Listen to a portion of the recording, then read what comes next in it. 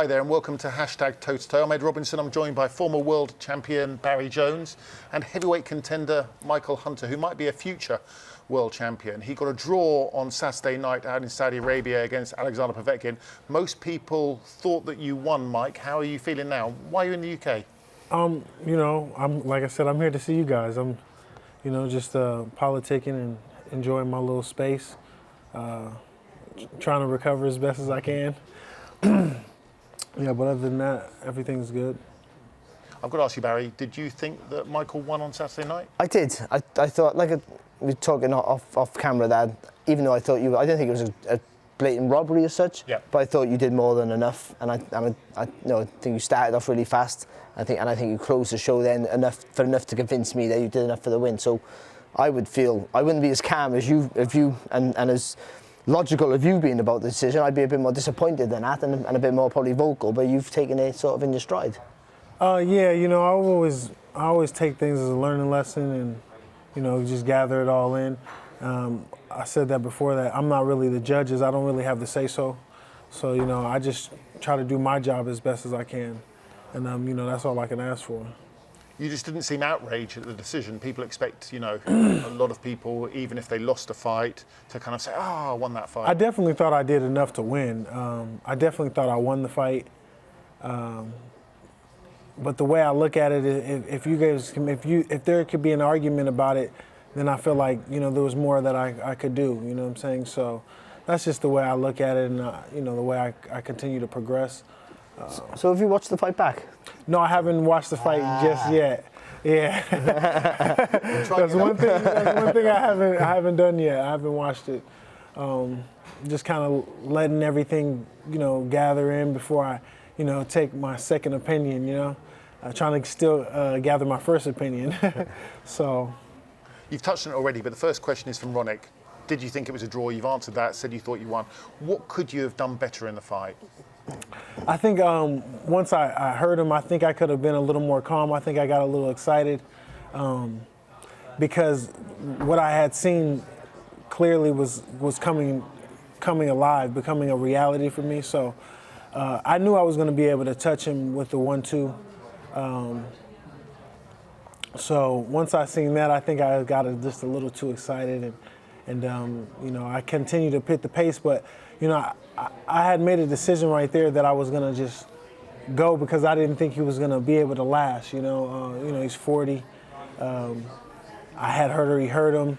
I knew I was gonna be able to hit him. So, but he did some tremendous veteran stuff, and those are the things that I'm gonna. Well, he caught you himself, didn't he? After you've hurt him, he caught you with a decent shot. Did that make you reevaluate your approach, or? No, but it just let me know that okay, he's still live, a live dog and stuff like that. I wasn't really too hurt, if you watch the fight, I clearly was signaling to Rock that I was, my cornerman, that I was okay, I was good. I just, I didn't think he was going to be able to last the 12 rounds in a dog fight like that. So. And I paid for it. You mentioned former world champion Hasim Rahman there. You call him The Rock, do you? His old boxing nickname. Yeah, I call him Rock. A lot of people call him Rock. If you see him, exactly what he looked like. So.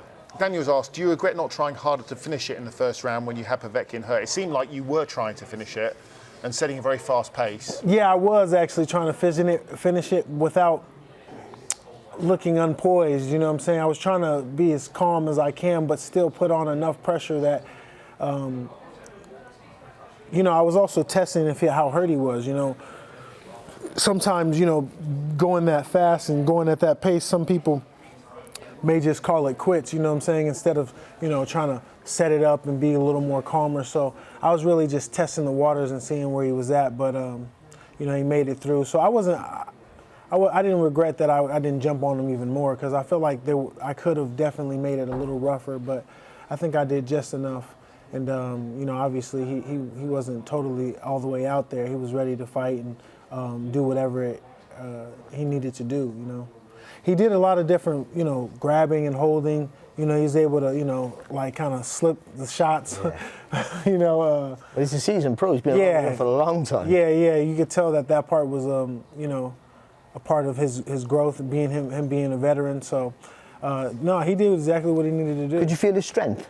Because he's strong build, isn't he? Yeah, definitely. Even though he's not massively heavy, he's really strongly built. Yeah, it wasn't really the grabbing and stuff like that. I feel like that was when he was able to get his rest and he was like, trying to recuperate.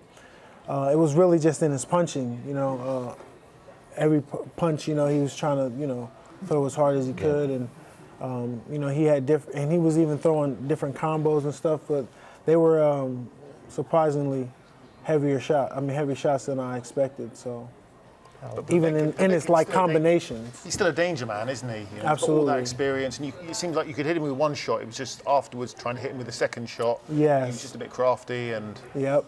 Actually, I was going to ask because he's dangerous and he's heavy-handed, but he is quite one-paced.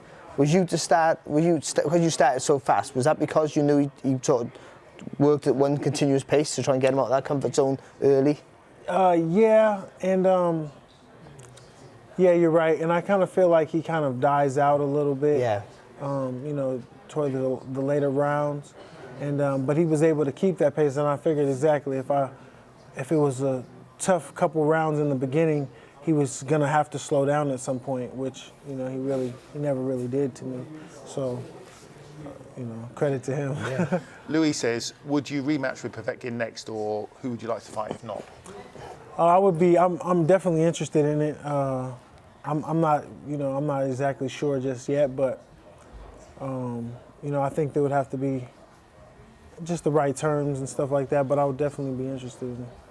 It's quite refreshing that Michael seems happy to box just about anyone. Yeah, which is handy because at the minute. You talk about the top 10 in any organisation is pretty competitive. Yeah. And there's some great names there as well, especially in the UK, but also worldwide. There's some really good names, some guys who've been there for a while, who may be, like Povetkin, been there for a while, who are still dangerous, but if you catch them at the right time, maybe. And there's some other guys who are like yourself, who are coming up fresh now as well, looking to take over the lead. So I think it has to be probably, I'm not saying it's the best era of all time, but I mean, it has to be one of the most competitive eras for a long time.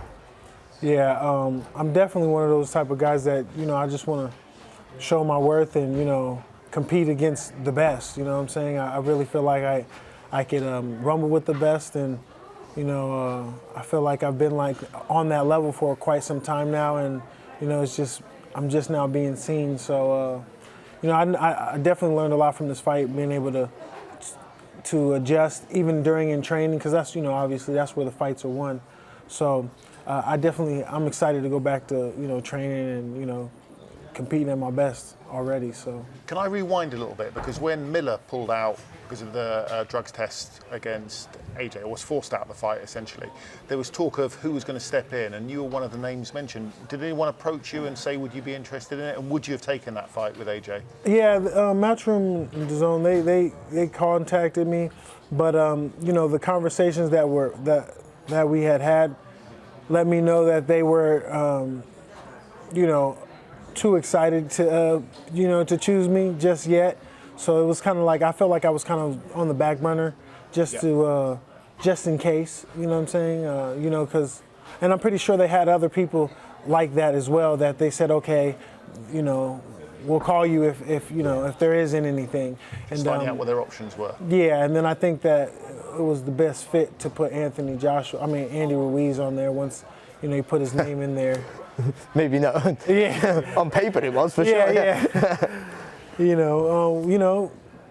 got his belts back though, so yeah. He did exactly what he was supposed to do. I was impressed with, his performance. Even though a lot of people thought it was a boring fight, I thought it was a good fight. Yeah. Question here from Lloyd. Would you be interested in Usyk rematch at heavyweight? So Oleksandr Usyk, the only person to have beaten you down at cruiserweight. You gave him some trouble.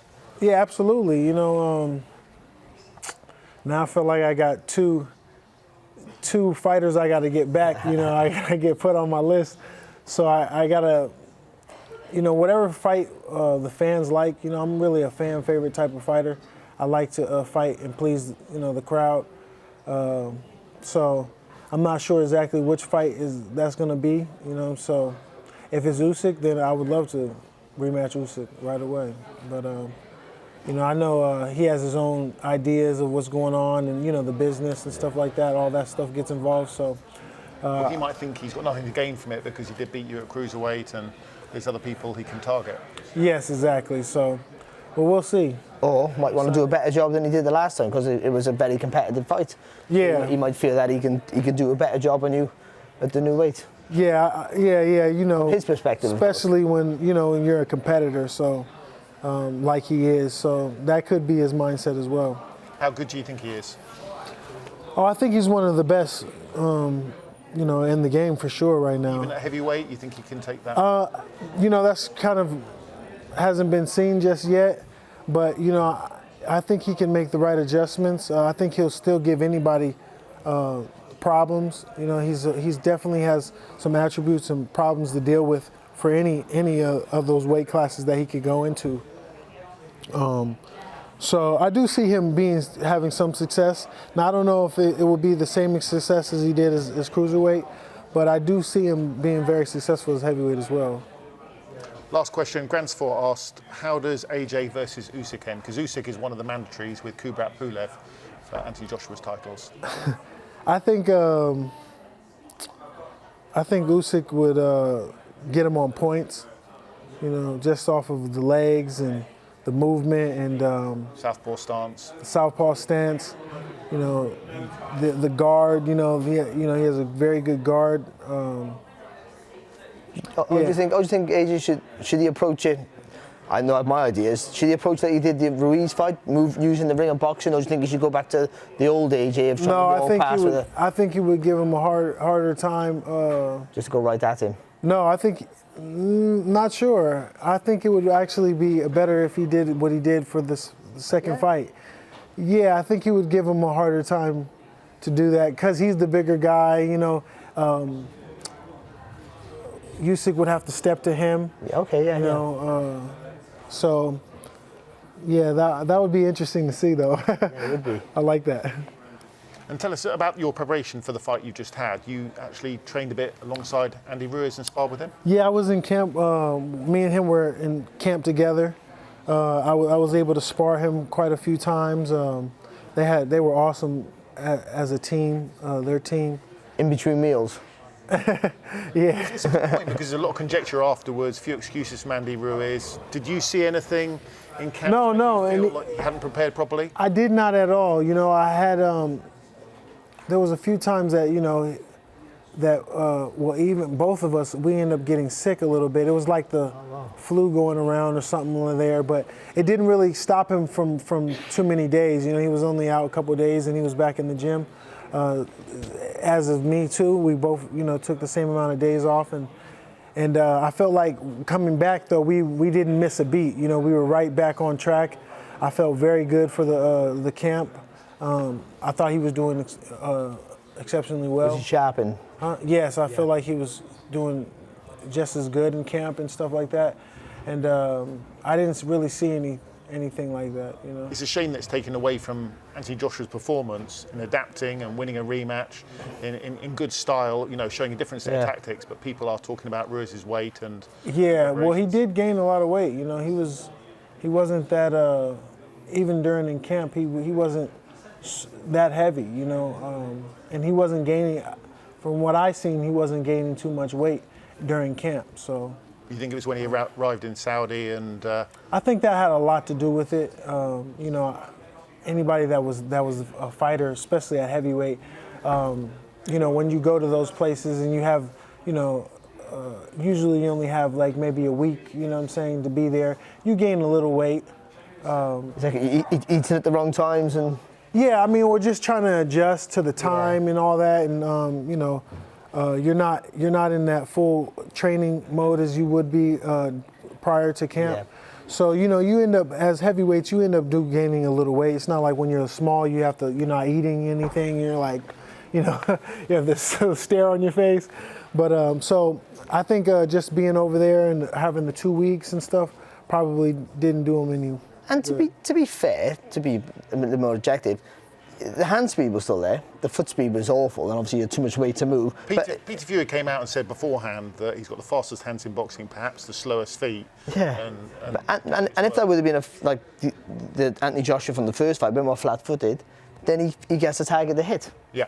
The fact that he didn't really think ahead, didn't really broaden his range of tactics that Joshua might get on his toes, and didn't really train for that, or didn't really plan for that. Yeah. Just thought he'd come in heavy. I got the hand speed. I know I can hurt him, and he's going to stand in front of me, which is what you usually get from Anthony Joshua. But maybe that was all really was up. But then sparring you would have thought that he would have been.